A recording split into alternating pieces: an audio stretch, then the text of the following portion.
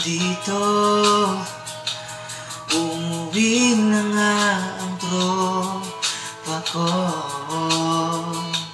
Sino ba naman kasi mag-aakala sa larawan ay matutulala? Sa likod ng tanawin, tila may tumatawag sa'kin. Di ko na namalayan,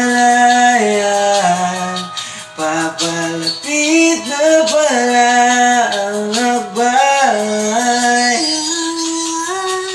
Di ko iwasang pagmasdan ng larawan, kahit di nawawalan.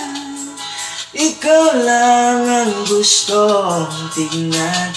Di ko masabi kahit na dinari pwede mawala din. Ikaw lang ang gusto pagmasdan.